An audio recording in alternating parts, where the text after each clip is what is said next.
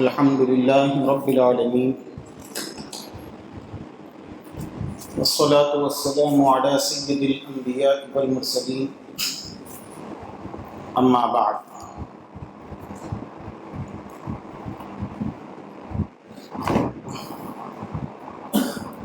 أعوذ بالله من الشيطان الرجيم بسم الله الرحمن الرحيم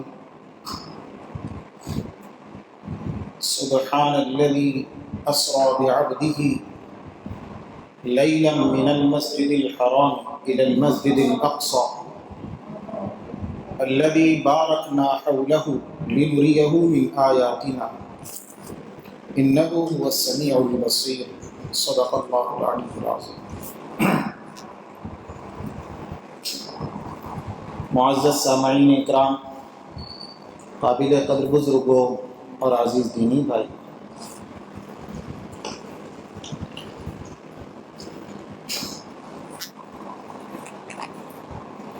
یہ رجب المرجب کا مہینہ چل رہا ہے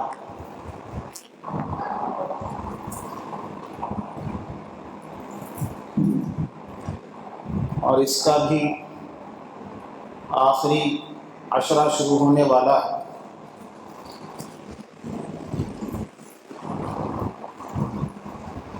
عام طور پر ہم مسلمانوں میں یہ ایک بات مشہور ہے کہ رجب کے مہینے کے اس آخری عشرے کے اندر معراج کا واقعہ پیش آیا۔ 27 رجب بھی ہم متعین کرتے ہیں،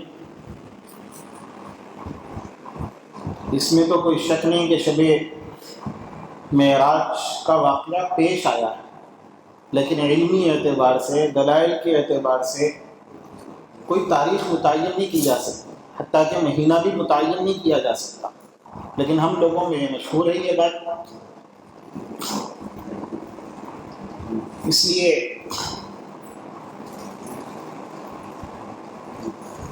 آج کے اس جمعے میں اسی سے متعلق کچھ باتیں بیان کرنے کا ارادہ ہے۔ دعا فرمائیں کہ اللہ پاک مفید باتیں سنانے اور اس سے زیادہ اس پر عمل کرنے کی توفیق نصیب فرمائے۔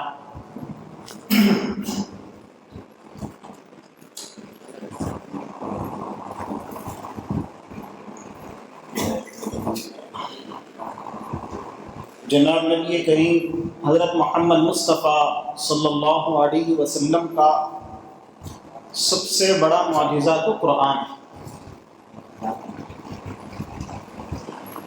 قرآن کے بعد اللہ کے نبی حضرت محمد مصطفیٰ صلی اللہ علیہ وسلم کو جو معجزہ عطا ہوا ہے اس میں ایک یہ واقعہ معراج ہے۔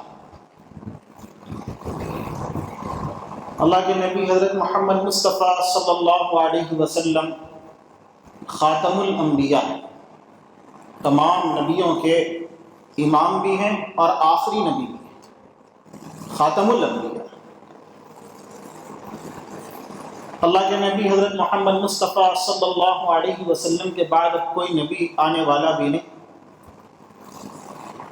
اور اللہ پاک نے جناب نبی کریم حضرت محمد مصطفیٰ صلی اللہ علیہ وسلم کو ایک خصوصی اعزاز سے نوازا۔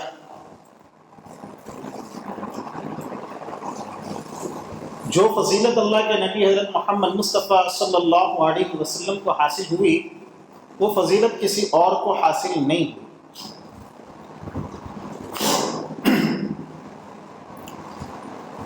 اسی لیے جس طرح عہد الست میں تمام لوگوں سے ایک عہد دیا گیا تھا، الست بربکم قالوا بلی، تو اسی طرح تمام نبیوں سے بھی ایک میثاق لیا گیا تھا جس کو میثاق النبیین کہا جاتا ہے۔ وہ کیا میثاق لیا گیا تھا؟ وہ یہ میثاق لیا گیا تھا کہ دیکھو ایک آخری نبی آنے والا ہے، وہ نبی جب آ جائے گا تو تم اس پر ایمان لاؤ گے اور تم اس کی مدد کرو گے۔ لَتُؤْمِنُنَّ بِهِ وَلَتَنْصُرُنَّ، نبیوں سے بھی یہ عہد لیا گیا تھا۔ نبیوں سے بھی یہ میثاق لیا گیا. یہ جناب نبی کریم حضرت محمد مصطفیٰ صلی اللہ علیہ وسلم کی عظمت.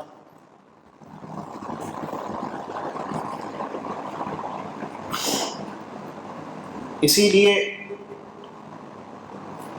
حضرت عیسیٰ علیہ السلام جو اس دنیا میں تشریف لائیں گے دوبارہ زندہ آسمان پہ اٹھائے جانے کے بعد، تو ان کا دوبارہ اس زمین پہ آنے کا ایک مقصد یہ بھی ہے. کیا مقصد؟ کہ تمام نبیوں نے جو عہد لیا تھا نا کہ ہم اس نبی کی مدد کریں گے، لَتَنْصُرُنَّهُ، تو حضرت عیسیٰ علیہ السلام کا نزول ایک ایسے وقت میں ہوگا کہ ساری دنیا کا باطل امنڈ پڑے گا، دجال کا بھی ظہور ہو جائے گا، امت مسلمہ پر انتہائی سخت ترین حالات ہوں گے اور مومن انتہائی سخت آزمائش سے گزر رہے ہوں. ایسا لگے گا کہ مسلمانوں کا وجود دنیا سے ختم کر دیا جائے، نام و نشان تک باقی نہ رہے. یہ حالات رہیں گے اور دجال اپنے پورے لشکر کے ساتھ انتظار کر رہا ہوگا. حضرت امام مہدی بھی اپنے موت کے دن اپنی شہادت کا انتظار کر رہے ہوں گے. گویا مسجد کے اندر چند مومن جمع رہیں گے، وہ جنگ کی حالت رہے گی اور جنگ بندی جب ہو جائے گی، رات میں جنگ ختم ہو جائے گی، تو وہ رات میں اس مسجد کے اندر قیام کر رہے ہوں گے، صبح کا انتظار کر رہے ہوں گے. جیسی صبح ہوگی تو صبح کے بعد نکلنا ہے اور یہ جو سامنے لشکر کھڑا ہے ان سے ہمارا مقابلہ ہے اور مقابلے میں اب ہمیں شہادت ہی نصیب ہوگی. یہ حالات رہیں گے اور اپنی موت کا انتظار کر رہے ہوں گے، اللہ کے راستے میں شہید ہونے کا انتظار کر رہے ہوں گے. ہر ایک یہ یقین کر چکا ہوگا چونکہ اس سے پہلے کئی لوگ شہید ہو چکے ہوں گے. بہت کم لوگ گویا ایک مسجد کے اندر، اور اس وقت میں روئے زمین پر سارا ایمان سمٹ کر کے اسی مسجد میں آیا ہوا یوں لگے گا کہ پوری دنیا میں کفر دندناتا پھر رہا ہے. اور ایسے حالات ہیں. اب امام مہدی بھی اپنی شہادت کا انتظار کر رہے ہیں. اچانک صبح کے وقت میں حضرت عیسیٰ علیہ السلام کا نزول ہوگا، حالات پلٹیں گے. جب حضرت عیسیٰ علیہ السلام آئیں گے تو امام مہدی اپنی پوری کارگزاری سنائیں گے اور یہ کہیں گے کہ بھئی ہمارا جو کچھ سرمایہ تھا وہ اللہ کے راستے میں سب لگا چکے، ساری جان مال سب کچھ، اب کچھ نہیں، جو بچا کچا تھوڑا بہت سرمایہ ہے وہ یہی سرمایہ ہے. بس یہ افراد ہیں، مومنوں کی ایک مختصر سی جماعت ہے اور ان کے بارے میں بھی یہ یقین ہے کہ صبح ہوگی تو یہ بھی شہید ہونے والے اور یہ شہادت کا انتظار کرتے ہوئے بیٹھے ہیں. تو حضرت عیسیٰ علیہ السلام کہیں گے کہ اللہ پاک نے مجھے نازل ہی کیا ہے کہ لَتَنْصُرُنَّهُ، اللہ کے نبی کو جو خاتم النبیین اور آخری نبی بنا کر کے بھیجا گیا تھا، اور آپ کو جو نظام اور جو کتاب دی گئی تھی، آپ کے ساتھ جو آسمانی نظام اترا تھا، وہ آسمانی نظام تو قیامت تک کے لیے ہے. اب اس نظام کے ختم ہونے کا جب وقت آئے گا، ایک تو ختم تو ہو گئی نہیں، وہ تو اللہ پاک نے، لیکن اس وقت میں جو تمام نبیوں نے وعدہ کیا تھا نا، عہد لیا تھا نا اللہ پاک نے کہ لَتَنْصُرُنَّهُ، تو حضرت عیسیٰ علیہ السلام یہی کہیں گے کہ دیکھو میں اسی نصرت کے لیے تو اترا ہوں، سارے حالات کا علم ہے، اللہ پاک نے ان حالات میں مجھے بھیجا ہی اس لیے کہ کیا کیا جائے، جب اللہ کے نبی کے دین کی نصرت کی جائے، اعانت کی جائے، مدد کی جائے اور اس دین کو صحیح شکل و صورت کے اندر پوری دنیا کے اوپر قائم کر دیا جائے، غالب کر دیا جائے. اسی مقصد سے میرا نزول ہوا ہے. تو حضرت عیسیٰ علیہ السلام کے نزول کا ایک مقصد بھی یہی ہوگا کہ لَتَنْصُرُنَّهُ، کہ وہ اس نبی کے دین کی مدد کے لیے اترے، اس نبی کی تقویت کے لیے اترے. تو یہ ہے کہ تمام نبیوں سے بھی اللہ پاک نے کیا کیا، عہد لیا، اللہ کے نبی کی نصرت کے اعانت کا وعدہ لیا اللہ پاک، اور تمام نبیوں نے یہ وعدہ بھی کیا ہے لَتُؤْمِنُنَّ بِهِ وَلَتَنْصُرُنَّهُ. اور یہ جو واقعہ معراج پیش آیا ہے تو ہم لوگ اب موقع تو نہیں کہ ساری تفصیل بیان کی جائے، میں تفصیل بیان کرنے کا ارادہ بھی نہیں کہ واقعہ معراج کی تفصیل تو نہیں بیان کی جائے گی، لیکن واقعہ معراج کے دو مرحلے ہیں نا.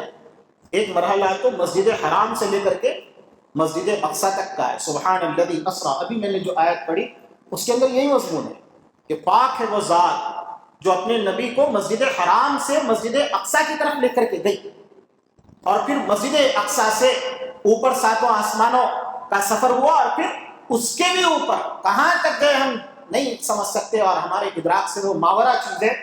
بارگاہ الہی میں اللہ کے نبی محمد مصطفیٰ صلی اللہ علیہ وسلم پہنچ گئے، اور وہاں جو کچھ دیکھا وہ اللہ کے نبی نے دیکھا، وہ کوئی دیکھ بھی نہیں سکتا. اور یہ جو اللہ کے نبی حضرت محمد مصطفیٰ صلی اللہ علیہ وسلم کو اعزاز ملا، اور یہ جو واقعہ پیش آیا سفر معراج کا، تو یہ واقعہ سیدھا مسجد حرام سے بھی تو پیش آ سکتا تھا، لیکن مسجد حرام سے بیت المقدس کو کیوں لے جایا گیا؟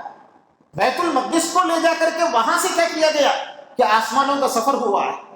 تو یہ جو بیت المقدس کو لے جانے کے اندر کیا حکمت رہی ہے؟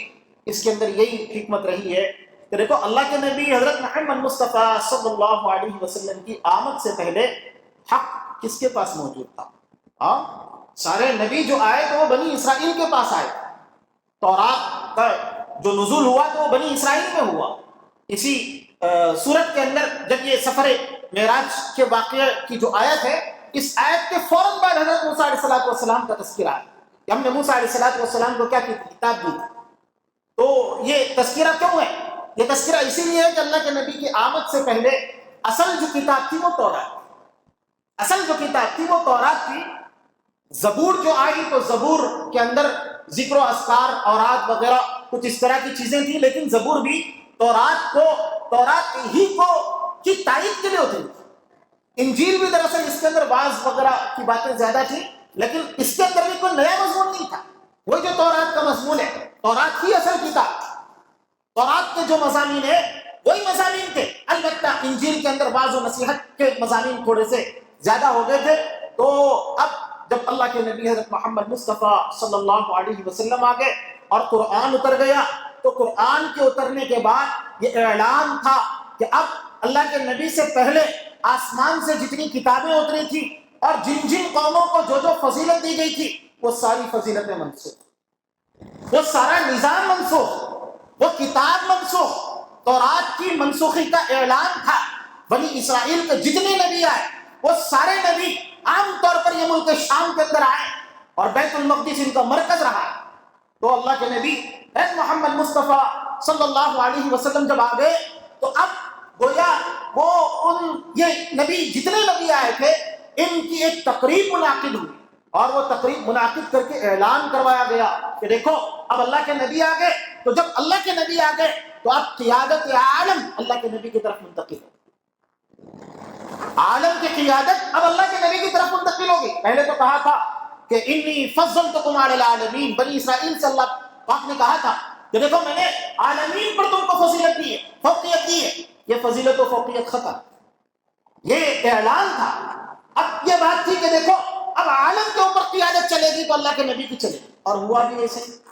سفر معراج کا جو واقعہ پیش آیا ہے، اس موقع پر ہمیں دو تین باتیں بہت اچھی طرح اپنے ذہن میں بٹھانی چاہیے. ایک تو دیکھو کہ یہ واقعہ جو پیش آیا نا، کیسے حالات سے گزرنے کے بعد پیش آیا.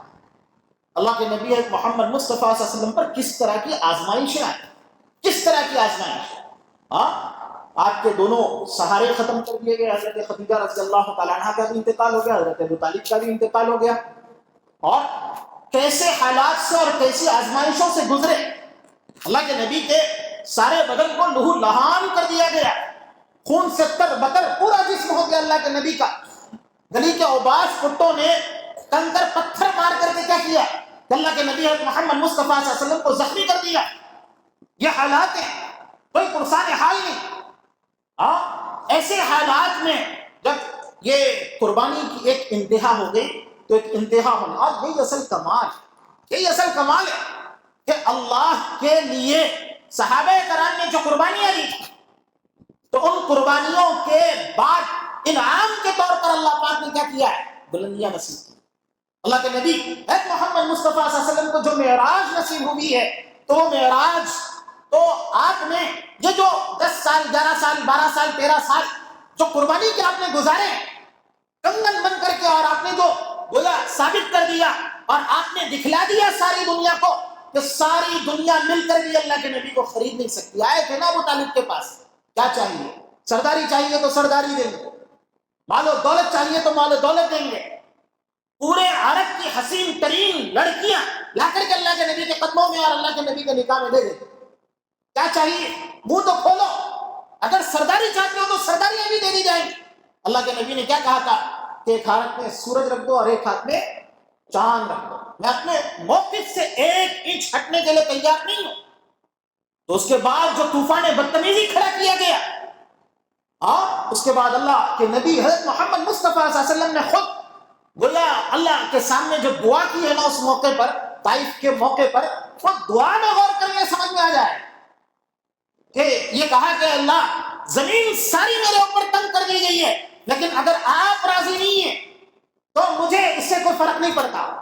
اگر ساری دنیا والے میرے خلاف ہو جائے اور میرے اوپر اتنے سخت ترین حالات آ جائے، گلی کے اوباش کتے، یہ چھوٹے چھوٹے لڑکے اور بدماش قسم کے لڑکے کیا کریں کہ کنکر مار کر کے مجھے اتنا ذلیل کریں، لیکن ایسی حالت میں بھی اے اللہ اگر آپ مجھ سے راضی ہیں تو مجھے ان حالات کی کوئی پرواہ نہیں ہے۔ کیسی بات اللہ کے نبی نے کہی ہے۔ تو یہ جو حالات تھے، اس کے بعد اللہ پاک نے کہا، اور پھر وہ فرشتے بھی آئے تھے اور کہا تھا کہ اگر آپ لب ہلا دیں تو ان طائف والوں کو ان کی گستاخی کے نتیجے میں کیا کر دیا جائے گا؟ پیس کر کے رکھ دیا جائے گا۔ لیکن اللہ کے نبی نے کیا کہا کہ اللہ آپ کو اگر مجھ پر رحم آتا ہے تو آپ یہ کیجئے کہ جو ہے ان طائف والوں کو ہدایت دے دیجیے، ان کو اگر ہدایت ملے گی تو میرے دل کو سرور ملے گا۔ آپ مجھ پہ اگر تسلی کا ہاتھ رکھنا چاہتے ہیں، میری مظلومیت آپ سے دیکھی نہیں جا رہی ہے اور آپ یہ چاہتے ہیں کہ مجھے نوازیں اور مجھے خوش کریں، تو ایسا کیوں نہیں کرتے اللہ کہ طائف والوں کو ہدایت دے دی؟ اللہ پاک نے کیا کہا؟ اللہ پاک نے کہا دیکھو میں بے طلبوں کو، جن کے اندر طلب نہیں ہوتی، ان کو نہیں نوازتا۔ اگر یہ مجھ سے مانگیں گے ہدایت دوں گا، اگر یہ ہٹ دھرم رہیں گے، شیطان بنے رہیں گے، شیطنت پہ چلتے رہیں گے، تو مجھے ان کی کوئی پرواہ نہیں ہے۔ ہاں مجھے تمہاری پرواہ ہے۔ اب میں بتاؤں گا کہ تمہیں کس طرح کی عزتوں سے اور کس طرح کی بلندیوں سے نوازتا ہے، تمہیں کیا مقام دیا جاتا ہے۔ یہ سفر معراج اللہ کے نبی محمد مصطفیٰ صلی اللہ علیہ وسلم کو اب جب بلندیاں ملنے والی تھی، ان کا اعلان تھا کہ نبی تیرا مقام اب دنیا دیکھے گی کہ تیرا مقام کیا ہے، تجھے کس طرح نوازا جاتا ہے۔ تجھے خوش کرنا یا میں خوش کروں گا، تو میرے لیے تڑپ رہا ہے، تجھے خوش کرنا یا میرے اوپر لازم ہے، میں خوش کروں گا، لیکن میں کیسے خوش کروں گا؟ تجھے وہ مقام عطا کروں گا جو کسی کو عطا نہیں کیا۔ تو یہ قربانیوں کے نتیجے میں معراج یہ پیش آئی تھی۔ اور پھر دیکھو یہ جو بنی اسرائیل کا واقعہ ہے نا، اس بنی اسرائیل کے واقعے کے اندر بھی بہت بڑا سبق ہے۔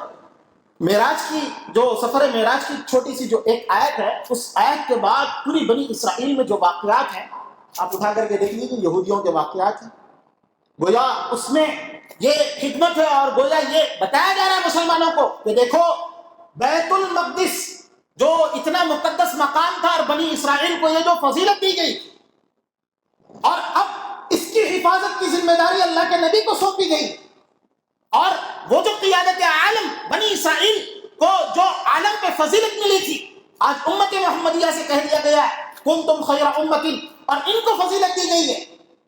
تو یہ جو فضیلت امت مسلمہ کو حاصل ہوئی ہے اور اللہ کی طرف سے جو مقام ملا ہے نا، کیا مقام ملا معلوم ہے؟ اللہ کے نبی محمد مصطفیٰ صلی اللہ علیہ وسلم کے گزر جانے کے بعد، اس دنیا سے چلے جانے کے بعد، مسلمان جو عزت حاصل کرنے کا جو سفر ان کا شروع ہوا ہے، دنیا کی آنکھیں چکا چوند ہو گئی۔ پوری دنیا کے اندر اتنی بڑی جمعیت اور اتنی بڑی حکومت خلافت کے نام سے قائم ہو گئی، لوگ کانپتے تھے، یورپ کانپتا تھا کہ بھائی یہ ناقابل تسخیر طاقت بن چکے ہیں، ان کا مقابلہ کیسے کیا جائے۔ دنیا نے اس سے پہلے کبھی صحابہ کرام نے جو نظام اور جو حکومت قائم کر کے دکھلا دی تھی نا، جتنے خطے پر اور جس طرح کی حکومت قائم ہو گئی تھی، دنیا نے کبھی نہیں دیکھی تھی۔ نہ رومن امپائر اس طرح کا تھا، نہ پرشین امپائر اس طرح کا تھا۔ آپ خلافت کا تصور اسلام سے پہلے دکھائی نہیں سکتے کہ اتنے بڑے رقبے پر اور ایسی مضبوط حکومت کسی قوم نے قائم کی ہو۔ اللہ کے نبی کے جانثار صحابہ کرام کی کوششوں کے نتیجے میں جیسی حکومت دنیا نے دیکھی، تاریخ میں قیامت سے پہلے کوئی نہیں دیکھ سکتا، اور اللہ کے نبی کی آمد سے پہلے بھی ایسی حکومت کسی کی نہیں ہوئی۔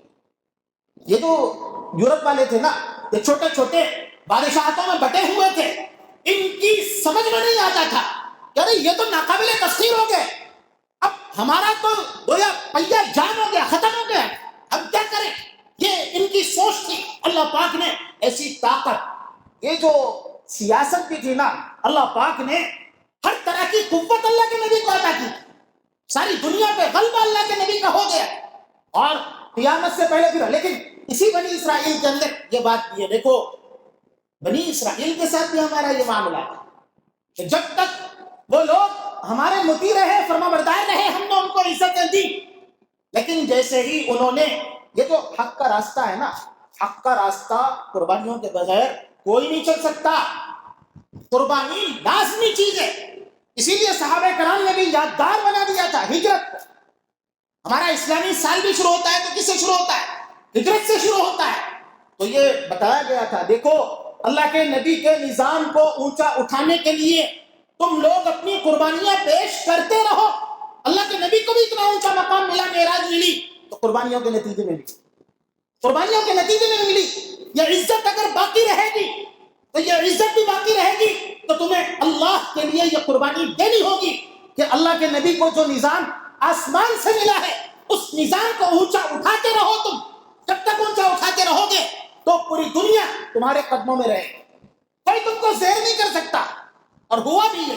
لیکن جیسے ہی تم اللہ کے نبی کے نظام کے مقابلے میں دوسروں کے نظام کو اور اپنی باتوں کو، اپنی مرضی کو، اپنی خواہش کو پریفر کرنے لگو گے، اور پھر ایک گویا انارکی پھیلے گی، اللہ کے نبی کے نظام کی کسی کو فکر نہیں ہوگی، دھوکہ دینے لگو گے بنی اسرائیل کی طرح کہ جو چیزیں ہمارے مطلب کے مطابق ہے ہم اتنا کر لیں گے، پوری دنیا کے سامنے بتانا ہے ہم بہت بڑے مذہبی ہیں، تو نماز پڑھ کے دکھا دیں گے، چھوٹے چھوٹے کام کر کے دکھا دیں گے، لیکن سارا اللہ کے نبی کا جو نظام ہے، یہ سارے نظام، یہ جو یہودیت ہے نا، یہودیت یہی تو تھی۔ اللہ کے نبی نے پہلے ہی کہا تھا، دیکھو تم یہ بنی اسرائیل کے واقعات بھی سورہ بنی اسرائیل میں بیان کیے گئے نا، اسی نے بیان کیے گئے، دیکھو ان کی تاریخ دیکھو، انہوں نے کیسے دوغلے پن کا مظاہرہ کیا، نبیوں سے کیسے مقابلہ کیا، نبیوں کا نظام ایک طرف، ان لوگوں نے اپنی عقلوں سے نبی کے نظام کے مقابلے میں اپنا نظام کھڑا کیا، اور قربانی کے جذبات ان سے ختم ہو گئے۔ اپنے آسمانی نظام کے لیے، آسمانی نظام کو اوپر اٹھانے کے لیے جس قربانی کا ان سے مطالبہ کیا گیا تھا، وہ قربانی دینے سے کیا ہو گئے؟ پیچھے ہو گئے، اور گویا اپنی مرضی اور اپنی چاہت اور دنیا کے ہو کر کے رہ گئے۔ تو جب دنیا کے ہو کر کے رہ گئے تو بیت المقدس ان سے چھین لی گئی، دو مرتبہ چھین لی گئی، لَتُفْسِدُنَّ فِي الْأَرْضِ مَرَّتَيْنِ وَلَتَعْلُنَّ عُلُوًّا كَبِيرًا۔ لیکن یہ امت محمدیہ کو سنانے کا مقصد بھی یہی ہے کہ جب تک تم اپنے نبی کے ساتھ اپنا تعلق مضبوط رکھو گے اور اپنے نبی کے نظام کی حفاظت کرتے رہو گے، تو جب تک کرتے رہو گے تو تمہارے لیے ساری زمین کی طاقتیں بھی مسخر ہیں، کوئی تم پر اوپر نہیں آ سکتا۔ لیکن جب تمہارے اندر انارکی پھیلے گی، جب تم ہپوکریسی کے راستے پہ چلو گے، جب تم یہ یہودیوں کے راستے پر چلو گے، جب تم قرآن کو سمجھ کر کے پڑھنا نہیں چاہو گے، جب تم اللہ کے نبی کے نظام کی حقانیت کو سمجھنے سے پیچھے ہٹ جاؤ گے اور اللہ کے نبی کے نظام کو اوپر اٹھانے سے پیچھے ہٹ جاؤ گے، اور قربانی دینے کا راستہ تم میں سے کیا ہو جائے گا؟ ختم ہو جائے گا، قربانی دینا نہیں چاہو گے، تو اللہ پاک تم سے یہ فضیلت چھین لے گا، قیادت عالم کا نظام چھین لے گا، اور چھین لیا۔ اور اللہ کے نبی نے کہا بھی تھا کہ دیکھو ایک مختصر سی جماعت تو قیامت تک رہے گی، تو وہ جماعت جو رہے گی تو اس جماعت کی وجہ سے اللہ پاک اللہ کے نبی کے نظام کی حفاظت بھی فرمائیں گے، اور قیامت تک روئے زمین سے اللہ کے نبی کا نظام ختم تو ہونے والا نہیں، ختم تو ہونے والا نہیں ہے، لیکن چھٹائی ہوگی۔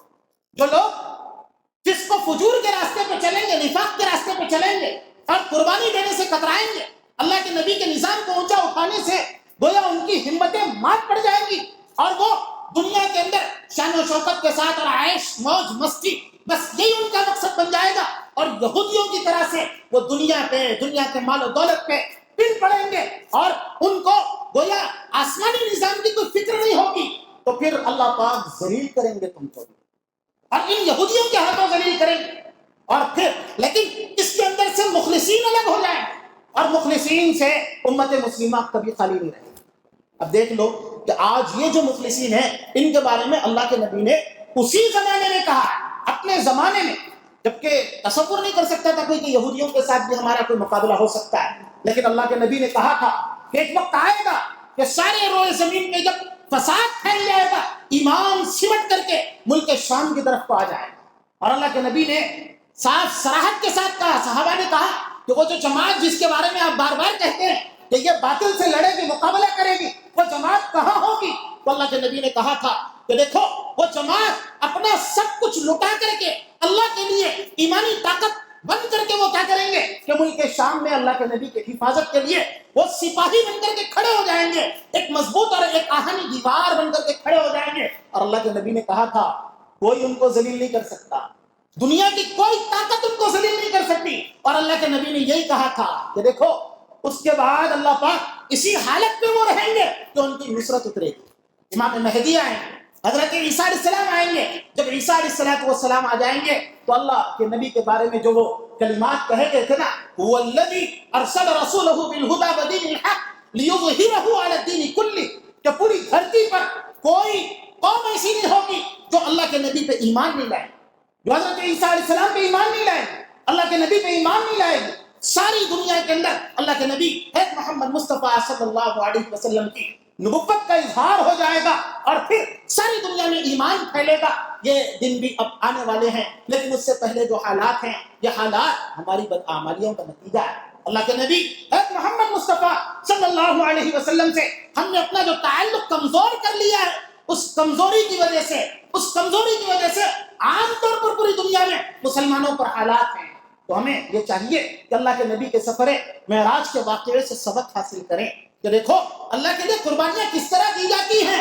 ہمارا نبی جس کو اللہ پاک نے گویا اتنی بڑی فضیلت عطا فرما دی، لیکن وہ کنکر کھاتا ہے، پتھر کھاتا ہے، سارے بدن کو لہو لہان کر لیتا ہے اپنے اللہ کے لیے، اللہ کی محبت میں۔ ارے تم اپنی حیثیت کے مطابق تم اللہ کے نبی کے لیے کیا کر سکتے ہو؟ کچھ تو قربانی دو۔ اگر تم قربانی دو گے تو پھر کامیابی تمہارا مقدر بنے گی، اور یہ جو بلندیاں ہیں، یہ جو گویا ترقی ہے، عروج ہے، یہ عروج تمہارا نصیب رہے گا۔ اللہ پاک سفر معراج کے اس واقعے کو سمجھنے کی توفیق نصیب فرما، اور اس کے پیغام کو بھی سمجھنے کی توفیق نصیب فرما۔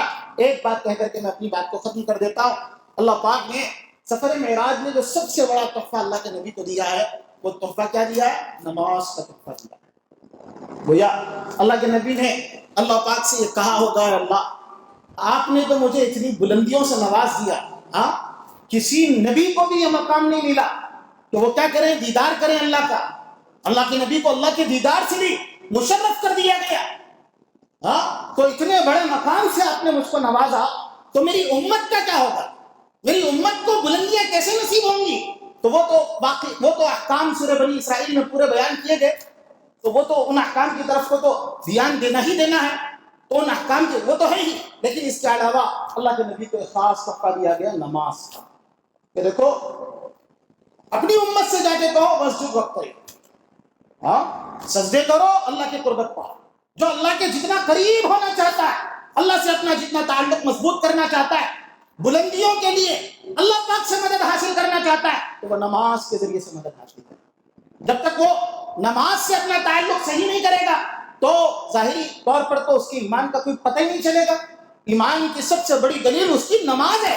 نماز اگر وہ پڑھتا ہو تو اس سے معلوم ہوتا ہے کہ وہ مومن ہے۔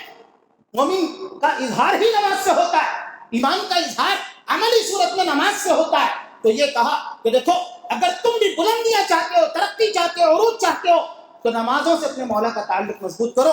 تو یہ سفر معراج کا دوسرا بڑا پیغام بھی یہی ہے کہ قربانیاں بھی دیں اور نماز سے اپنا تعلق مضبوط کریں، اور نماز سے اپنے مسائل کو حل کرنے کی کوشش کریں۔ اللہ پاک کے ہمیں سننے سے زیادہ سمجھنے کی اور عمل کرنے کی توفیق دے۔